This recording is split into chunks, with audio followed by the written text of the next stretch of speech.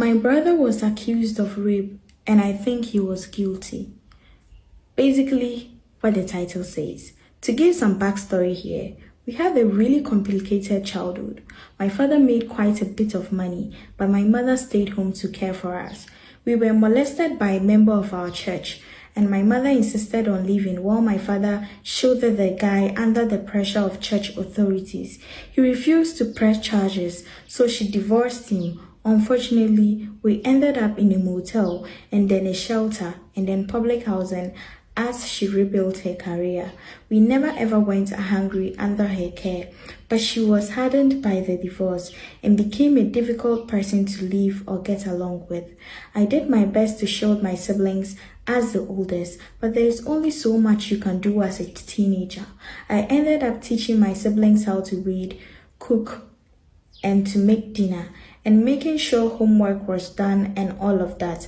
I practically raised my siblings. I know them very well. They are all law-abiding citizens who spend most of their time in the library and follow the rules to a T. So my brother has always been the most gifted of my 5 siblings, tallest, most athletic, most attractive, most intelligent, most charismatic. You get the picture. He ended up playing D1 at his state school and creating a huge group of friends. Then in senior year, a girl at his school accused him of rape. He has always been a bit headstrong. He knows that he is very intelligent and he likes to argue. When he told me he was accused of rape, I immediately took his side. I practically raised the kid, and I felt like there was no chance that things happened the way she said they did. She texted him one day and said, "I feel like you raped me." When he received this text, he walked himself down to the police station to turn himself in. He showed them the message and asked what he should do next. The "I feel" threw me for a loop. To me, as a rape survivor, it just sounded like bullshit. When you are raped or sexually assaulted, there are no qualifying statements. It either did or didn't happen. So I and many others agreed to be a character witness. I did everything I could to support his case, and he walked, no charges, nothing. But then one day he asked me why I thought women had it harder than men in our current society. I mentioned the pay gap, sexual assault, men are afraid women will laugh at them, women are afraid men will kill them, women being interrupted or undercut in meetings, slut shaming, etc.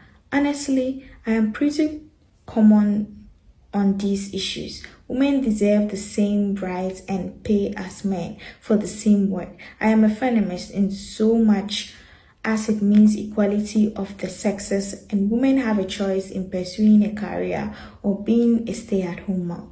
But he spent an hour berating me and insisting that men had it harder than women. He spoke down to me, mocked my point of view, and got very aggressive when his opinions were challenged. I stopped trying to make a point and just let him speak. I am happy to listen to all opinions, and frankly, I think men have it hard out here too. Between needing to be desirable, being able to provide for a family, and so on, society expects a lot from you. But I realized that he does not respect women. He made every one of his girlfriends cry by belittling them. If they become distant, he assumes they are cheating and will confront them. I've heard these girls cry on the phone to him as they try to convince him that they've not done what he's accusing them of, and heard him dismiss them. And now I finally understand what his accuser meant when she said, "I feel like you raped me." He probably fought with her the same way he fights with me and wore her down. I understand that she let it happen out of just wanting to end the conversation. So when the police asked her if she said no or resisted, the first few no's meant something, but the submission and non-verbal acceptance of the situation didn't constitute a yes. I was a good sister, but I was a bad woman. As a victim of sexual assault and rape, how could I forgive myself